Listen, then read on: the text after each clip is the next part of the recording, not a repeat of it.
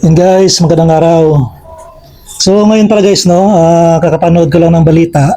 Tapos ayun doon sa balita guys, no, na itong isang dam diyan sa Bulacan, no, nanganganib na daw na nasa ano na kasi daw guys, nasa pinakamababang level na ng tubig.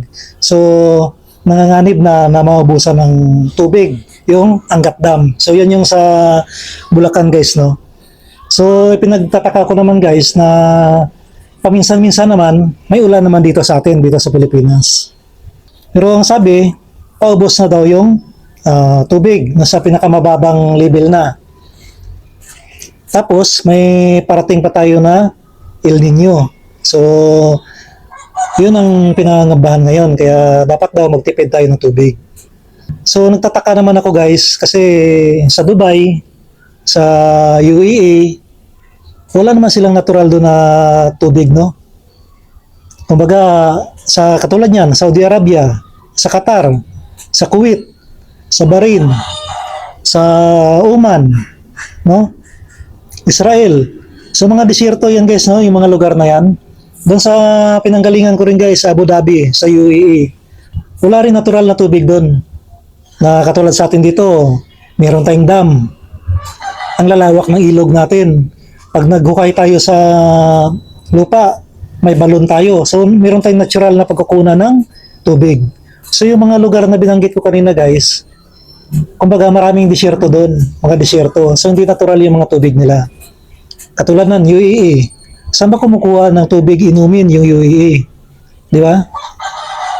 Kahit nga yung lupa nila sa mga halaman nila, artificial ngayon eh. Kumbaga may hose, no? Doon sa mga ilalim ng puno na yan. Pero sa atin dito, napaka-natural. Bakit tayo namang problema? Yun ang pinagtataka natin, bakit tayo namang problema sa tubig, lalong-lalo na pag tag-init. May El Nino, yun ang kinakatakot natin. So bakit hindi tayo kumuha ng idea doon sa ginagawa ng ibang bansa?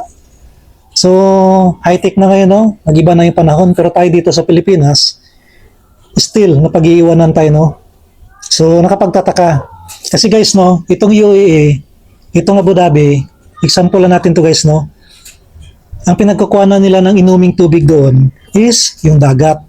So tayo guys sa Pilipinas, yung buong Pilipinas, napaikutan tayo ng dagat.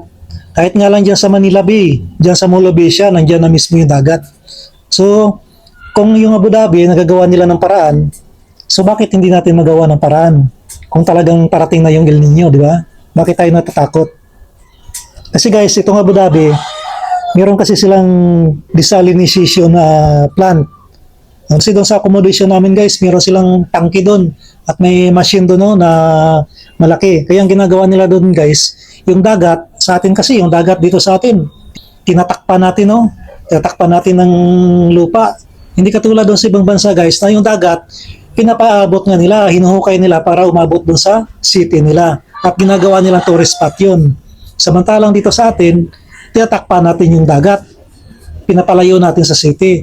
Maganda ng tourist spot yun kung yun ang ginagawa natin. Tapos yun nga guys, no, meron silang desalination plant. So yun yung makina guys na nagpa-process para yung tubig alat maging tubig tabang at pwedeng inumin. At yun, pwede pang hugas, pwede pang ligo.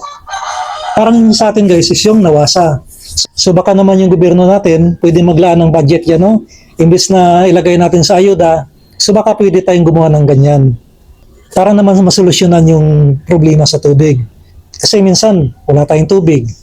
At guys, kung galing mismo kasi sa gobyerno, yung machine na yan or yung desalination plant na yan, kung gobyerno mismo ang gumawa niyan, mas magiging mura yung tubig. Kasi tubig dagat yun.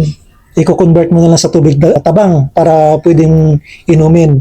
So mas mura yun, makamura tayo.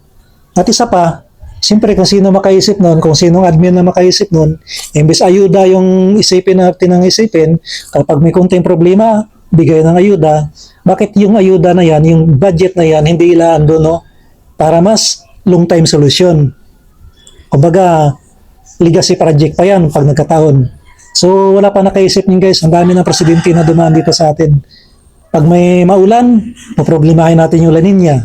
Pag tag-init, poproblemahin natin yung El Nino. So ano ba talaga? Saan ba talaga lulugar yung panahon sa atin. Panahon ba yung mag-adjust sa atin? Eh, hindi naman makokontrol yan, di ba? So dapat guys, meron nakaisip ng ganyan, no?